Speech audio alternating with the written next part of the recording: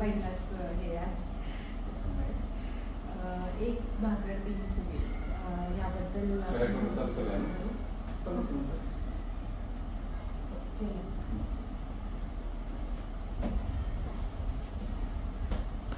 ही कादंबरी अतिशय मनाला भावणारी प्रेरणादायी आहे आणि आपण म्हणजे फेसबुकला पण मी बघितलं तुम्ही जे बरेच रिव्ह्यूज त्याचे टाकलेले आहेत आणि मी स्वतः वाचन केल्यानंतर मला त्यातून जे काही प्रेरणा मिळाली तर त्यामुळे तिथूनच आपण सुरुवात करूया. तर त्याविषयी 2-3 गोष्टी मला आवडलेल्या त्या मी सांगते आणि पुढे आपण सुरुवात करूया. तर असे बरेच क्षण वाचताना आले की त्यावेळी अक्षरशः म्हणजे डोळ्यातून पाणी आलं आणि ती कथा कुठेतरी आपल्या मनाला भावतीये हे वाटत होतं. आणि त्यातली जी नायिका आहे पारुण म्हणून तर ती कुठेतरी आपण आहोत किंवा त्या कॅरेक्टरमध्ये आपण आपल्याला बघत होतो असं वाटायचं.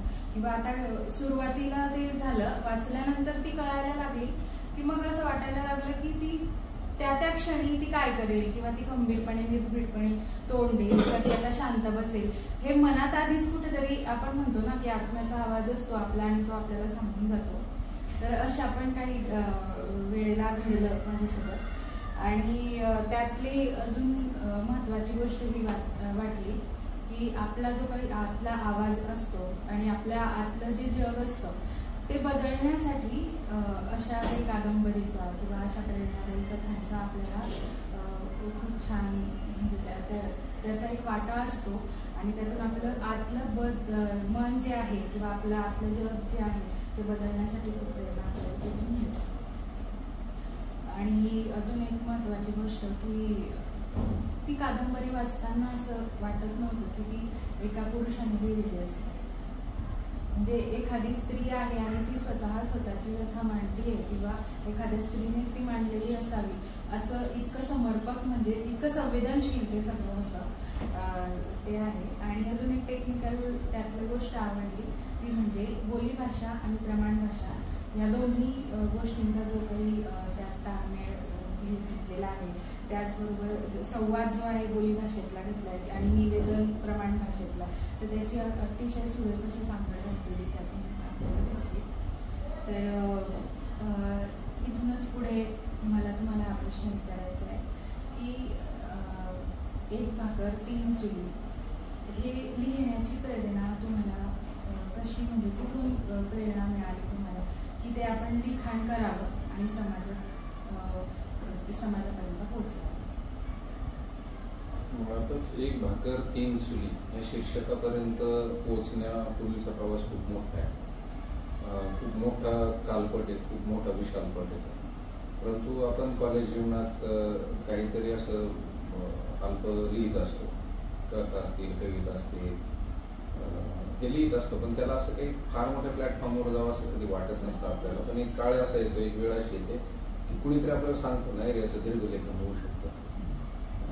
फेसबुक 2011 साली आलं त्यानंतर थोडं सगळेच जण लिहितलं आरपोट नंतर लिहू लागले. मी लिहित होतो आणि असाच लेख एक हास्य सम्राटाची व्यथा फेसबुकवर चांगला व्हायरल झाला होता. तो अजूनही आहे आणि त्या काळात त्याला एक 5,000 लाईक 2,000 कमेंट अशी पोस्ट होती.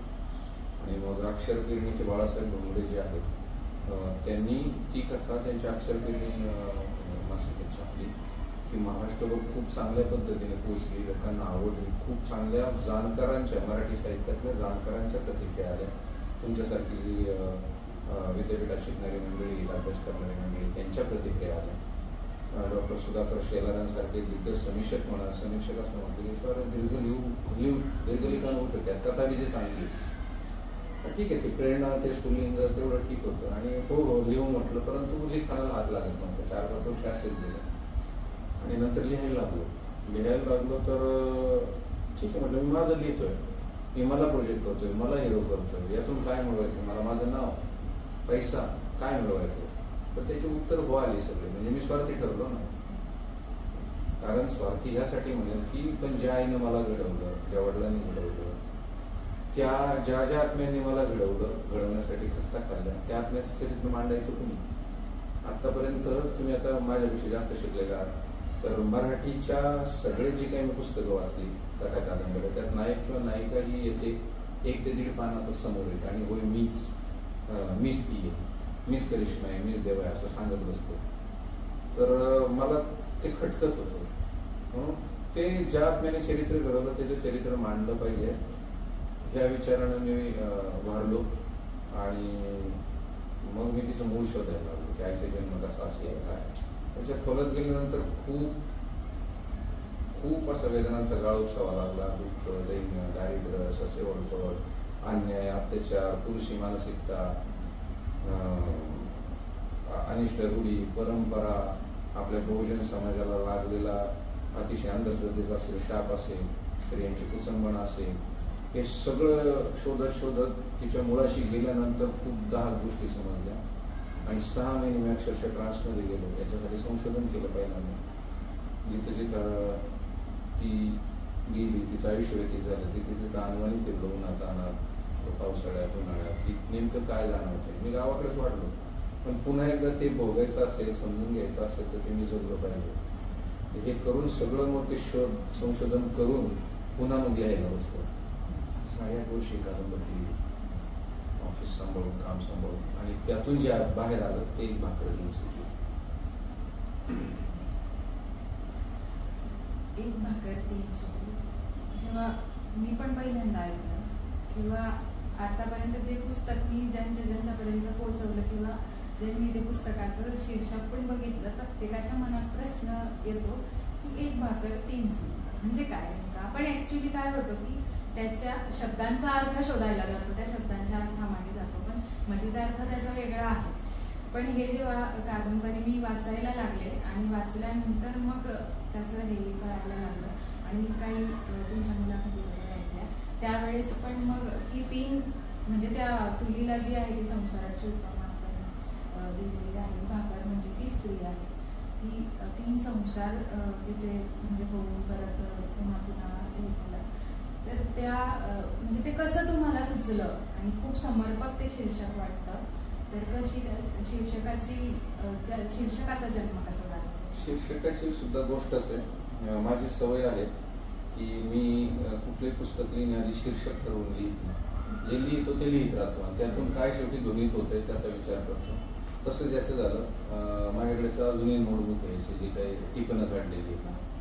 तर मी काही मराठीचा विद्यार्थी नाही तुमच्यासारखा, फार सिस्टमॅटिक घ्यावं, काय तंत्र वापरावं याचं काही माहिती नाही.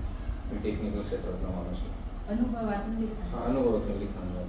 तर मी सगळं लिहिल्यानंतर किंवा एक प्रकरण लिहित असताना त्यातले आवडलेले शब्द, प्रसंगानुरूप काही टायटल्स असतील असे 150 शीर्षक मी काढले. माझी सवय आहे प्रत्येक शीर्षकाचा काय अर्थ ध्वनित होतो त्याच्या समोर लिहायचा आणि तो किमान तुमचं आता तुम्ही जळगावचे आहात, अजून खानदेशी, इकडले तिकडल्या सगळ्या मंडळींना तो त्या शब्दाचा अर्थ सहजतेने कळतोय का, कुठलाही शब्दकोश न घेता कळतोय का असा विचार करून मी ती 150 नावं काढली होती. आणि मग असं कट करता करता 75 झाली, मग 60, 50, 40, 20 असं करत करत 10, 5, 3, 2 अशा होते आलो. आणि मग शेवटी नाव काय फायनल करायचं तर एक भाकर 3 सुटली. म्हणजे ती 150च्या रेसमधून सुरुवात झालेली शेवटपर्यंत 150 शीर्षकांमधून शेवटपर्यंत हेच नाव शेवटपर्यंत राहिलं. हेच न्याय देऊ शकते कारण एक माहिती, भाकर माहिती, 3 माहिती, चुली माहिती, सगळ्यांच्या जिव्हाळ्याचे प्रश्न आहे, जिव्हाळ्याचे शब्द आहेत. कधी कुठलाही माणूस असू दे कॉन्व्हेंटचा सुद्धा त्यांनी ही गोष्टी ऐकलेल्या असतात. तर मुळात हे शीर्षक त्यामुळं सुचलं. आणि मी आता तुम्ही मराठीच्या अभ्यासाला म्हणून सांगतो की साधं सोपं लिहिलं पाहिजे. फार अवघड दुर्बोध शीर्षक माणसाच्या काळजाला हात घालत नाही. आणि शीर्षकाचं मुखपृष्ठच आवडून नाही तर माणूस आज जातोय कशाला. तेच होतं म्हणजे अक्षरशः ते समोर असं पडलेलं आहे, आपण वाचतोय आणि समोरच्याने वाचलं की त्याला वाचण्याची इच्छा होती की अरे त्याचा अर्थ काय असेल. म्हणजे अगदी शाळकरी मुलगी सुद्धा असेल, मुलं सुद्धा असेल, त्यांना पण एक भाकर 3 सुटली. मग तिथं थोडा वेळ त्याच्यावर विचार करण्यात जातो. अरे मग त्याला तुला जर शीर्षक समजायचं असेल तर ते वाचावं लागेल. तेव्हा कुठेतरी ती ओढ पण निर्माण होते. ते शीर्षकाचं महत्व इथे पण अधोरेखित झालं आणि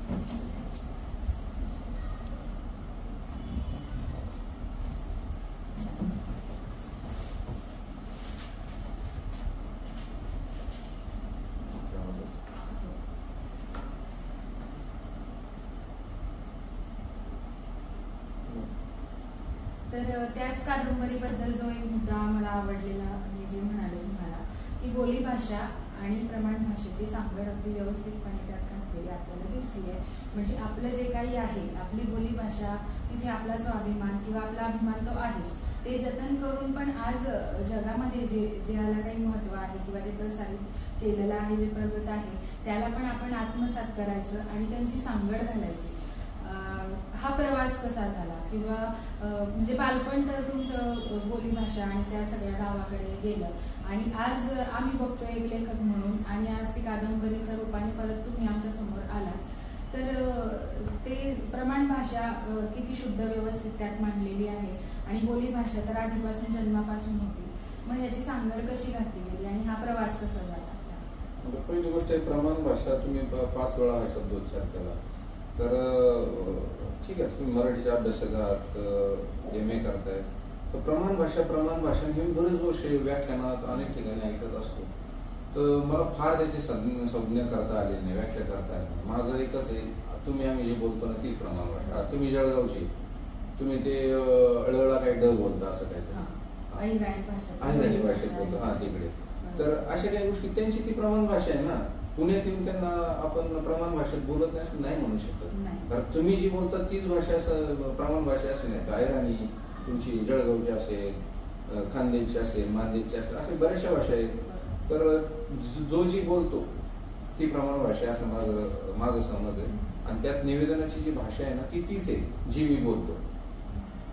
मी फार ती मग करिश्माला आवडते, अपर्णाला आवडते, विश्वासला आवडते म्हणून त्यात भाषेत कुठलाच बदल केलेला नाही. मी जे बोलतोय त्याच भाषेत लिहिले मी ते. आणि राहिला संवादाचा प्रश्न, तर ते जरी मी गावात वाढलेलो असलो, खेळलेलो असलो, तरी आज मला 1933 पासूनचा जर कालपट उभा करायचा असेल तर त्या काळात आमच्या नगर जिल्ह्यात कुठले शब्द होते बोलीभाषेच्या व्यवहारामध्ये, तर ते शोधणं गरजेचं होतं. यात 350 असे शब्द आहेत, संशोधकांचं म्हणणे, असं माझं नाही. 350 असे शब्द आहेत की जे नगरी भाषेतून लुप्त झाले होते. आता जळगावच्या भाषेत तुम्हाला कळणार आहे का की कार एवढा उशीर होतो तुला झाडावर यायला तुला उशीर का होते? हा शब्द तुमच्याकडे नाहीये. तुम्ही त्याला म्हणणार की दुसरा काहीतरी असं संडासून आले म्हणतात की असं काहीतरी म्हणा, पण आमच्याकडे हा शब्द झाडावून आला का, झाडावर यायला उशीर का झाला, तर हा शब्द आला पाहिजे की जो का आमच्या परंपरेप्रमाणे शेकडो वर्षापासून आलेला आहे. तर तो ती कथेची रिक्वायरमेंट आहे. तर त्याशिवाय त्या कथेचं, त्या संवादाचं जाता आलं पाहिजे. तसं ते वैभव वाढलंच नसतं त्या प्रकरणाचं किंवा त्या संवादाचं, त्या घटनेचं. तर ते प्रकर्षाने मी पाळलेलं आहे. प्रमाण भाषा करत असताना विनाकारण संवादात कुठे तुम्हाला प्रमाण भाषा दिसणार नाही. हा, मग ती सांगड घालत असताना आणि फार अगदी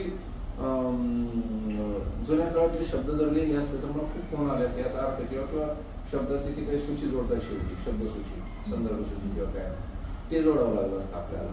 आता या ठिकाणी लय बिल्डिंग आहे ती कळतच नाही कोणाला, पण त्या पूर्ण संवादावरून वाक्यावरून कळत या ठिकाणी म्हणजे ह्या ठिकाणी. आता या ठिकाणी हा शब्द आहे, तर फार दुर्बल ग्रामीण बोली भाषेतले शब्द सुद्धा टाळले, कारण आपली गोष्ट सहजतेने पोचली पाहिजे. नाही तर मग एवढं चांगलं घेऊन लोकांना कळलं नाही तर मग अडचण नाही, तर ती सुद्धा काळजी घेतली.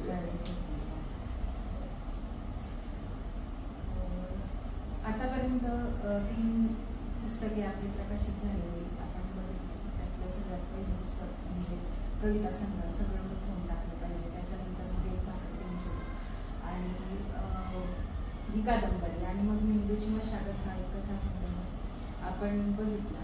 तर सुरुवातीचं जे काही पहिलं पुस्तक आहे सगळं लिहून टाकलं पाहिजे हा एक कविता संग्रह.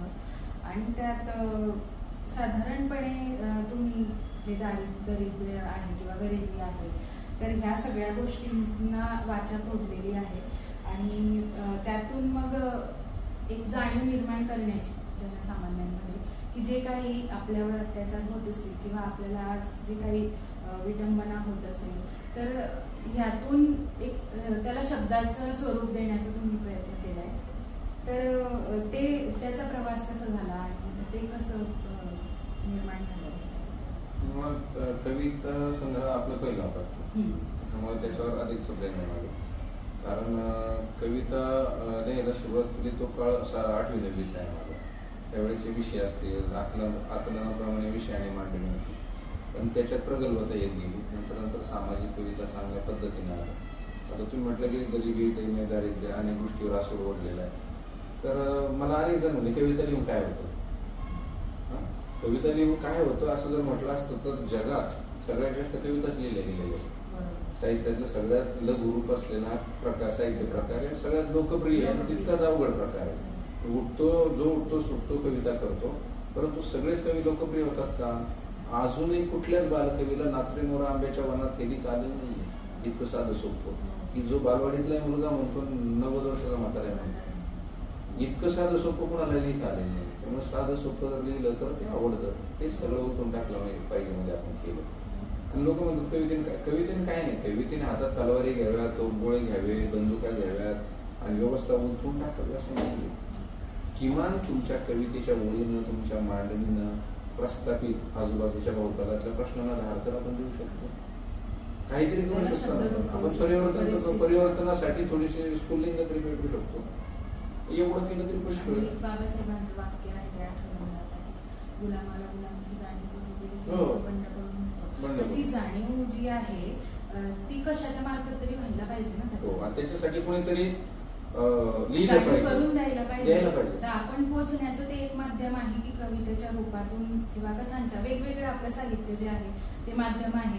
नाहीतर मग काय होतं की ती गुलामी म्हणा किंवा ती जे काही अत्याचार होत असतात ते स्वीकारलं जातं आणि आपलं जीवन हेच आहे, आपलं जगणं हेच आहे ही स्वीकारून हक्क आहेत आणि त्या हक्कांसाठी आपण काहीतरी शब्द तरी बोललं पाहिजे, त्याच्यासाठी लढलं पाहिजे ही जाणीवच निर्माण होते.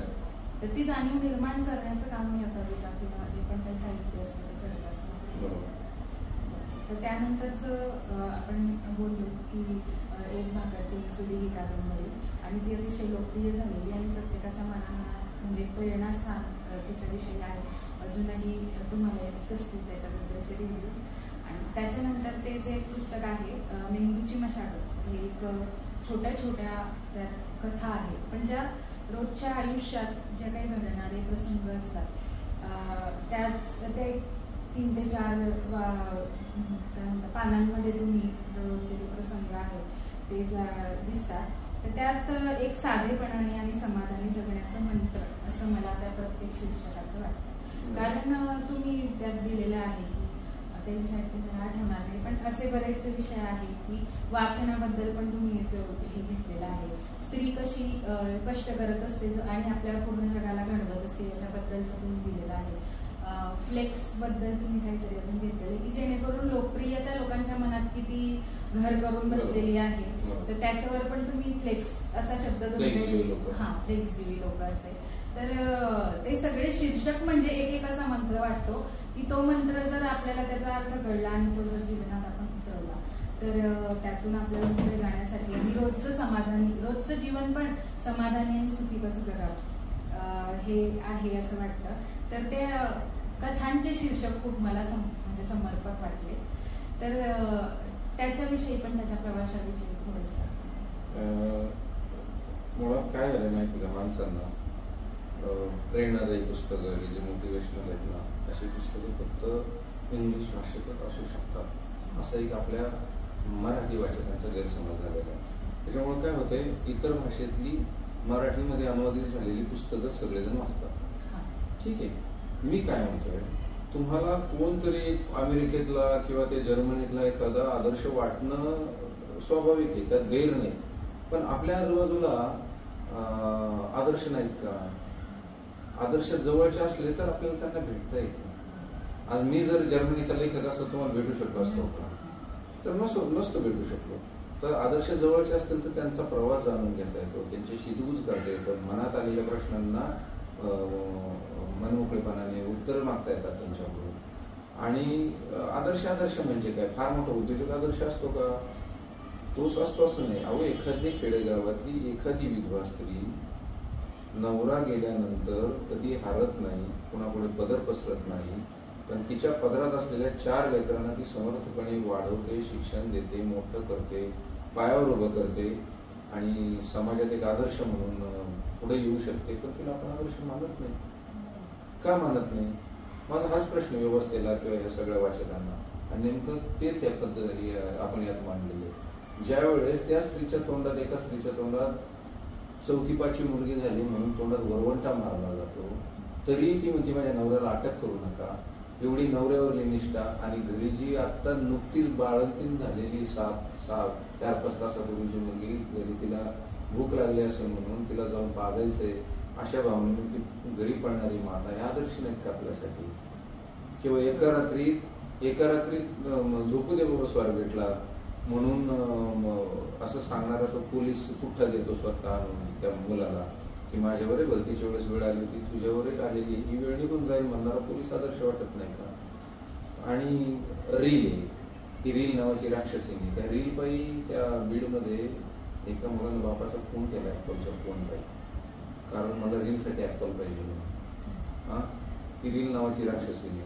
हळद नावाची हडळीने, आपल्याकडे पूर्वी वराती असायची, तो वरातीत पण सोबत नाचायचे लोक. आता ते हळद नावाचा प्रकार आला, त्यात इतके लोक नाचतात, वाटोळं झालंय त्या हळदीने गावोगावी शहरात सुद्धा.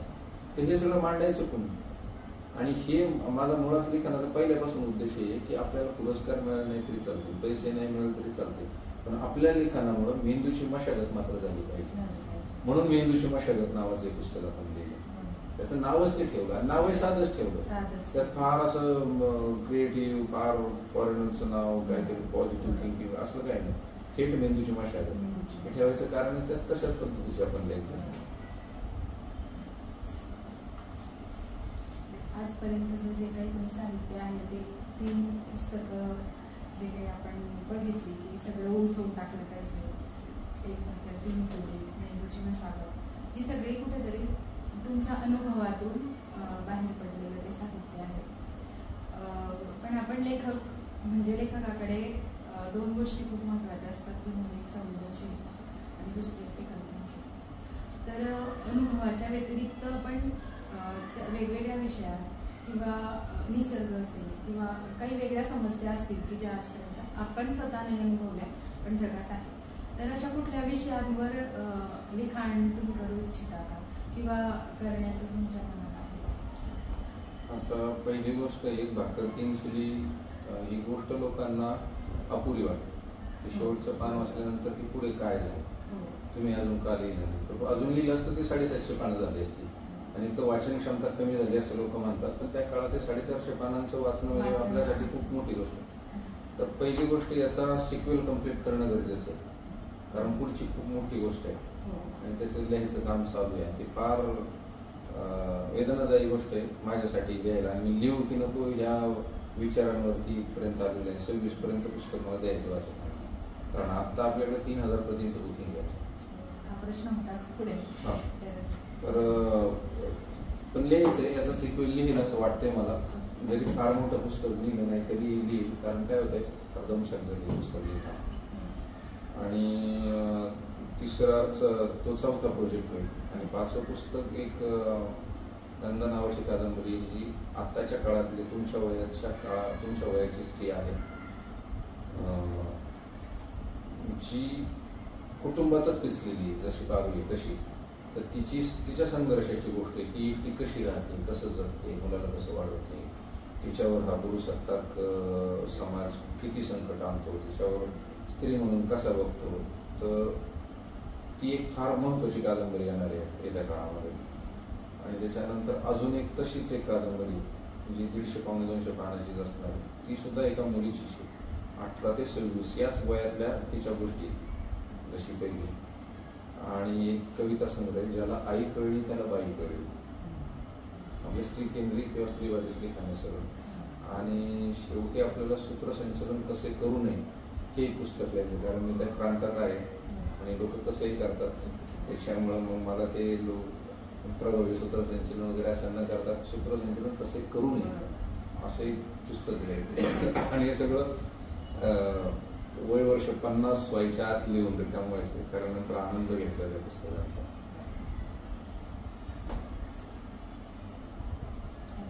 लेखकाच्या दृष्टिकोनातून तर आपण बऱ्याच प्रश्नांना घेतला आहे, पण तरी वैयक्तिक आयुष्यात पण संघर्ष जो काही आहे तो वाटायला प्रत्येकाच्या येतो, तसा तुमच्याही वाटायला संघर्ष आलेला आहेच. आणि हा संघर्ष चालू असताना आज इथपर्यंत ज्या टप्प्यावर तुम्ही आलेले आहात, तर त्या संघर्षाच्या त्या काळामध्ये साथ देणारी जी लोक असतील किंवा तुमचे जे काही आदर्श असतील, तर ह्यांच्याबद्दल तुम्ही आम्हाला काय सांगू शकता? संघर्षाच्या काळात माझ्या वयाच्या प्रमाणे आयुष्याच्या वेगवेगळ्या टप्प्यावर अनेक लोक भेटले आणि त्यांनी त्यावेळेस केलेल्या मदती असतील, साथ संगत असेल, त्याचं स्वरूप जरी वेगळं असलं पण ती त्या काळाची गरज होती. तर ती त्यासाठी ती खूप पूरक होती. जसं की पेन नव्हतं आयुष्यात साथीपर्यंत, ज्या गुरुजींनी मला पेन दिला. शाळेची दौत नव्हती, दौत असेल, अशा अनेक छोट्या छोट्या टप्प्यावरती की कॉलेजला गेलो तरी आपल्याकडे चप्पल नव्हती, तर त्या गॅदरिंगला स्टेजवर तर जायचंय पण संतोष दरेकर नावाच्या मित्रांना बूट दिला मला स्टेजवर जायला. बोलतोय चांगला पण बूट नाही. आणि जिथं मी शिकलो सासवडला, तिथं मला पुस्तकं खूप वाचायची होती, पण 60 रुपये भरायला नंतर लायब्ररी केला. तर तिथं कांबळे नावाचा शिपाई होतो. त्याला म्हटलं, कांबळे दादा एक काम करतो मी, इथं कॉलेज करतोच पण हे करून लायब्ररी पण झाली आणि लायब्ररी झाली. तो म्हणलं मग त्या बदल्यात तुला काय पाहिजे? म्हणून काहीच म्हणून तुझ्या नावाने पुस्तकांचं. आणि मग ते लायब्ररी कांबळे दादा यायचा सकाळी, मग मी लायब्ररी अख्खी झाडायचो, 4-5 संडास बाथरूम जायचो, इंजिनिअरिंग पुसायचो, सगळं पुसायचो, झटके मारायचं पुस्तकांना आणि पुस्तक काढून ठेवायचं बाहेर, तो त्याच्या नावावर घ्यायचा. आणि असं 6 महिने केलं. तर तिथल्या त्या ग्रंथपालाला संशय आला की अरे हा कांबळे गाईशेप वाचत नाही कधी आणि हा कसं काय वाचतं. त्याने विचारलं कांबळेला, तर कांबळे म्हणला घरचे वाचतात. अरे म्हणलं घरचे कुठं वाचतं, एवढी पुस्तकं महत्वाची. आणि त्या काळात मी पहिल्या महिन्यात आचार्य यात्रेंचं करेचं पाणी हा सर्वात मोठा आत्मचरित्र वाचून काढलं. ते मला एवढं आवडलं आणि मी 6 महिने जेवढं वाचलं ना, मी सांगतो त्यानंतरच्या आयुष्यात कित्येक वर्षात त्या वेगाने एवढं वाचलेलं नाही, कारण आदर्शासारखं वाचलं. म्हणजे काय हे वाचलं पाहिजे, ते वाचलं पाहिजे. मग ते कांबळेचं बिंदू कुठलं, कांबळेने मला बोलवलं आणि असं झालं. आता म्हणलं आपल्याला मारतील किंवा बालवय 11वी-12वीचं कोणतरी आपल्या पोलिसात देतील, तर त्यांनी बोलवलं मला ग्रंथपालांनी समोर उभं केलं, सगळं हे सांगितलेलं कबूल करून घेतलं आणि म्हटलं उद्यापासून तू लायब्ररी झाडायची नाही, कांबळे तुझी लायब्ररी झाडी जा, आता पुस्तक वाचायचं आपलं बंद झालं. पण म्हणे एक काम कर, उद्यापासून पुस्तक माझ्या नावाने वाचायचं. आता माझ्या अंगावर शहर आहे, कंठ दाटून आला की अशी माणसं काय बोलत सर्वांगावर शहर येणं काय असतं ते त्या आठवणीने काय मिळतो माझ्या. आणि असे अनेक प्रसंग आहेत. अनेक हायस्कूलमधल्या मुली असतील, कॉलेजमधल्या मुली असतील की हुशार होतो, आदर्श विद्यार्थी होतो म्हणून स्वतःच्या आईवडिलांकडे खोटं बोलून माझ्यासाठी पैसे आणून देणाऱ्या, फी भरणाऱ्या, आयुष्यात खूप चांगली माणसं मिळाली. कारण आपण चांगलं त्यांच्याकडं चांगल्या पद्धतीने चांगल्या नजरेनं पाहिलं किंवा कधी कोणाशी वाद नाही, सगळ्यांना मदतीची अपेक्षेनं जगलो राहिलो, त्यामुळे आपण खूप मदती झाली लोकांची. तसेच कोणी आदर्श तुमचे की त्यांच्या काही साहित्याचं तुम्ही वाचन केलं किंवा त्या व्यक्तींचा विचारांचा प्रभाव कुठेतरी पडत गेला आणि प्रेरणा मिळत? 6वीला असताना क्रांतीसूर्य महात्मा ज्योतिराव फुले यांचं पुस्तक आयुष्यात कनिंगज गुरुजींनी पहिल्यांदा दिलं. छोटी पुस्तकं होती तर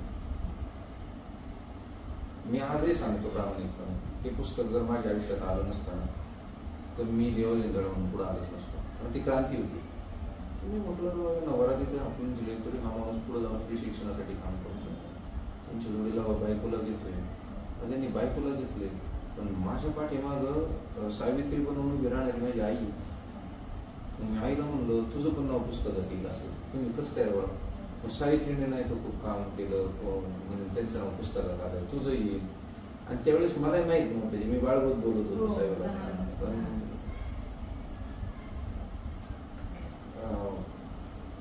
पुढे आयुष्यात जाऊन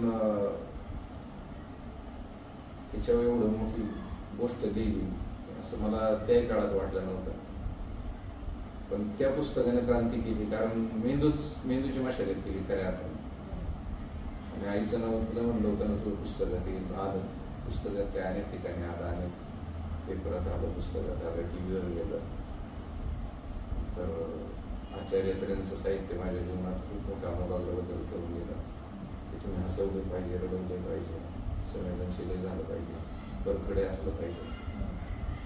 आणि आनंद यादवांचं पुस्तक आयुष्याच्या एका महत्त्वाच्या टप्प्यावर मिळालं, झोंबी आणि आयुष्याची झोंबी. आणि त्यावेळेस संघर्षच करत होतो की आयुष्याची झोंबी इतकं सहज असं ते हरायची नाही म्हटलं. आणि ते पुस्तक वाचून खूप वर्ष झाले होते, पण तसंच मी काही लिहिन असं कधी वाटलं नव्हतं. पण आजही लोक म्हणतात, तुमच्यासारखे वाचक तसंच म्हणतात की झोंबीनंतर काय ते एक भाकर तीन सुरू. हेच यश आहे आपल्याला, या लेखकांचे आशीर्वाद आहे, जरी यांना भेटलं नसलं तरी. त्यांच्या विचारांनी ते आपल्यापर्यंत पोहोचतात आणि आपल्याला प्रेरणा देऊन जातात.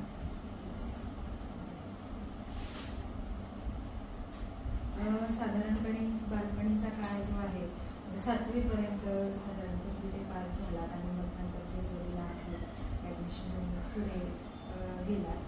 तर तिथून पुढचा जो संघर्ष आहे आणि आज एक लेखक म्हणून आम्ही तुम्हाला ओळखतो, तर हा मधला जो पिरियड आहे, तर ह्या पिरियड मधला जो संघर्ष होता तो थोडक्यात आम्हाला कळेल का?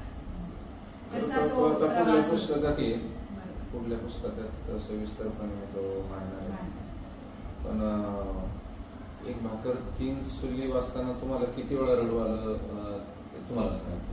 तर तुम्ही किती वेळा सद्गतीत झाला, किती वेळा रोमांच आले, हे तुमच्या जीवाला माहिती. एक स्त्री म्हणून तुम्हाला काय वाटलं, पुरुषाकडे बघण्याचा दृष्टिकोन असेल, एक पुरुष लेखकाकडे बघण्याचा दृष्टिकोन असेल, किंवा त्या नायिकेकडे बघण्याचा दृष्टिकोन असेल. पण मला असं वाटतं की पुढचा भाग तुम्हाला वाचवणार नाही, वाचता येणार नाही, किंवा कसं वाचू हे. आता काय नेमकं, आता तुम्हाला अपेक्षा काय आहे की पारूचं पुढं काय झालं, तिला सुख लाभलं का, तिला आनंद मिळाला का, हे अपेक्षा आहे तुम्हाला, की पोराने पांग फेडलं, ह्या अपेक्षा आहे तुमच्या. पण हे सुख कधी भेटणार, आनंदाचे उधळण कधी होणार, या प्रवास ही वाट बघण्यात पुढचा भाग खूप ताणला जाणार आहे, बराच कठीण आहे. त्यामुळे तुम्ही तो वाचू शकणार नाही असं मला वाटतं कधी कधी. कारण इतकी संवेदनशील माणसं आहेत तुम्ही. तर जे काही भोगलं ना 7वीपर्यंत, जे तुम्ही वाचले ते 25% लिहिले, ते 100% आहे आलं. पण त्याच्या 4 पटीने पुढचा खडतर प्रवास आहे, शिक्षणाचा असेल, नोकरीचा असेल, तो पुढचा संघर्ष आणि जो प्रवास आहे ना, तो याच्या 4 पटीने, एवढंच मी सांगेल. कारण तो फार मोठा विचार पडतो.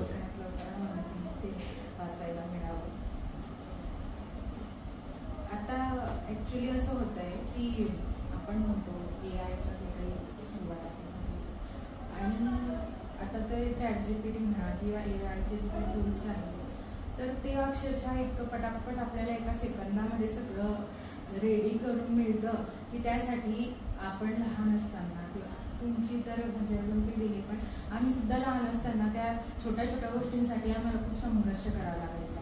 म्हणजे अक्षरशः कितीतरी दिवस वेगवेगळे पुस्तकं चालून त्यातून आम्हाला एक एक वाक्य जोडावं लागायचं. पण आज इतकं सगळं आयतं मिळतंय की आपण फक्त त्यांना कमांड दिली की ते अक्षरशः कादंबरी पण आपल्याला लिहून दे. तर मग आता इथे असा प्रश्न पडतोय की आता अनुभवातून, आपल्या संवेदनशीलतेतून, आपल्या कल्पनाशीलतेतून ज्या काही गोष्टी येतात ते आज पुस्तक रूपामध्ये किंवा साहित्य रूपामध्ये आपल्याला बघायला मिळायचं, जे माणसाच्या कल्पनाशक्तीतून येत होतं. पण आता इथून पुढचा जो काळ आहे आपल्याला दिसतोय की कुठेतरी हे जे काही आर्टिफिशियल इंटेलिजन्स आहे ते कुठेतरी हावी होईल का, किंवा मग साहित्यावर कसा त्याचा परिणाम होईल, किंवा मग आपल्या ज्या काही भावना आहे किंवा आपलं लिखाण आहे त्याचं खूपच कमी ठरेल का, त्याचं महत्व कमी ठरेल का. तर त्याच्या बाबतीत तुमचं काय? कसं आहे, संवेदना हिंशय घेते. तुम्ही भाकरी लिहू शकता, कविता करू शकता, ललित लेख लिहू शकता, आईवर लिहू शकता, पण भाकरी डाउनलोड करून ती खाता येणार नाही. हे यायचं म्हणजे काही लिमिटेशन्स आहेत. आणि त्याला शब्द संग्रह देणारा, पुरवठा करणारा माणूसच असणार आहे. त्याला कुणीतरी इनपुट देणारे, कमांड देणारे, डेटा देणारे, सगळं डेटा सायन्स आहे, त्याच्यावरती आता काम चालू आहे. तर फार बदल होईल का, तर मला नाही वाटत बदल होईल. कारण जे खऱ्या अर्थानं संवेदनशीलतेनं आणि प्रामाणिकपणे लिहिणारे लेखक आहे ते स्वतःच लिहिणार. कारण ChatGPT वगैरे हे सगळं नाही लिहू शकत ना. आज कुठलं ट्रान्सलेशन जरी करायचं म्हटलं तो जसंच्या तसं जे त्यावेळेस ट्रान्सलेट करतो त्यावेळेस म्हणतो आपण हे काय अर्थ झाला याचा, अर्थही नव्हतं ते. तर असं होणार नाही त्या काळामध्ये. जे सच्चे लिहिणारे आहेत ना, कारण हे पूर्वीपासून चालत आलेली की आता मराठी संपणार, वाचन शब्द संपणार, वाचन चळवळ संपणार, पण ती वाढत चाललेली. कारण पूर्वी 1000 पुस्तकं होत होती वर्षाला, आज 4500 पुस्तकं येतात मार्केटमध्ये. तर असं संपत नाही काहीच, फक्त स्वरूप बदलतील, टेक्नॉलॉजी बदलेल. आताही काही लेखक लिहितात त्याचा वापर करून, कारण 6 महिने एखादं पुस्तक जर एखादा लेखक आणत असेल तर नक्कीच तो तंत्रज्ञानाची मदत घेतो. मदत घ्या संशोधनासाठी. तुमची शब्द निर्मिती, वाक्य निर्मिती असेल, प्रसंग निर्मिती असेल, यासाठी जर तुम्ही मदत घ्यायला लागले आणि त्यात कृत्रिमता येऊ लागली तर वाचकाला बरोबर कळतं. वाचकाला बरोबर कळतं, कारण वाचकाचा मेंदू हा चॅट जीपीटीचा मित्र नाही, तो स्वतंत्र आहे. किंवा ते काय ग्रोक आले त्याचा मित्र नाही, तो स्वतंत्र आहे अजूनही. त्याच्यात ते चॅट जीपीटी ग्रोकचं सॉफ्टवेअर आलेलं नाही अजून. त्यामुळे त्याला कळेल हे कृत्रिम आहे का अकृत्रिम. आणि या कसोटीवर ज्यावेळेस जे चांगलं सोनं आहे तेच वरती टिकणार आहे, नाही तर काय टिकणार नाही. तर शेवटचा आता हा प्रश्न आहे की भाषेच्या किंवा साहित्याचा अभ्यास करणारे यांच्यासारखे जे काही विद्यार्थी आहेत ते त्यांना असं वाटतंय की साहित्यासाठी, भाषेसाठी आणि त्यात आपण काहीतरी करायला पाहिजे समाजासाठी. तर त्यांना तुमचं काय मार्गदर्शन असेल किंवा काय म्हणायचं असेल? तुम्ही काय करता आता? MA मराठी कुठल्या विद्यापीठात? मी YCM मधून घेतलं. इथे करणार नाशिकला? घेतलं इथेच काही कॉलेजमध्ये. ते सेंटर आहे माझं, पण नाशिकच हे असतं मेन सेंटर. आणि मुळची जेठा महाविद्यालय काय तिथे? तिथे मी BSc केलं जळगाव. BSc केलं, मग DY पाटीलला MBA केलं. पण आवड आधीपासून होती. आता हे जे पुस्तकं आहे ते म्हणजे ऍक्च्युली सायन्स बॅकग्राऊंड होतं माझं, 11वी-12वी सायन्स आणि BSc केलं. तर तेवढा भाषेशी आणि याच्याशी संपर्क कमी होता, पण आवड मला आधीपासून होती.